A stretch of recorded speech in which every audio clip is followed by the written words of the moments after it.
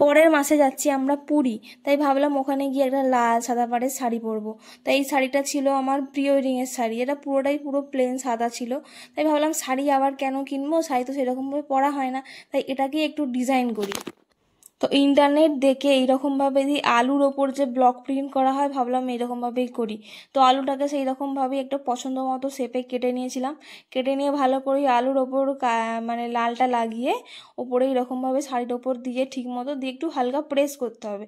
কিন্তু এইখানেই হয়েছিল গন্ডগোলটা। সুতির শাড়ির ওপর আমি আগে যতবার করেছি না, প্রিন্টগুলো ভালো হয়েছে, কিন্তু এটা ছিল পিওর কটন না, একটু সিল্ক মেটেরিয়ালের।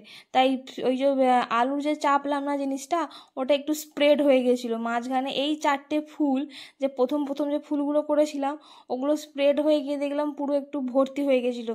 তাই পরে এইরকমভাবে ম্যানেজ করতে হয়েছে আমাকে, মানে আবার ওই রকমভাবে সাদা ডিজাইন করে এইরকম দেখুন এইরকমভাবে আমি ডিজাইনটাকে আলাদাভাবে একটু ম্যানেজ করার চেষ্টা করেছিলাম। এখানটা খুব একটা দেখতে খারাপ লাগছিলো না, পরার পর সেটা বেশ দেখতে ভালো লাগছিলো। তাই আমি বলবো আলুর ওপর যদি ডিজাইন করেন তো এরকম সিল্কের ওপর বা এরকম নেটের শাড়ির ওপর কখনোই করবে না, জিনিসটা পুরো স্প্রেড হয়ে জিনিসটা খারাপ হয়ে যাবে। ওর থেকে ভালো আপনারা যদি হ্যান্ড প্রিন্টিং করেন তাহলে জিনিসটা ভালো হবে। আর এই দিকে সামনের দিকের পার্টটায় করেছিলাম এরকম প্লেন ডিজাইন, কারণ ওইরকমভাবে আবার অনেকক্ষণ তোকে খাটতে হচ্ছিলো বলে আর এরকমভাবে করিনি। তো আলটিমেটলি শাড়িটা এরকম দেখতে ভালো লাগছিলো, এই যে পরে আমি একবার ট্রায়ালও দিয়েছি, বেশ ভালো লাগছিলো।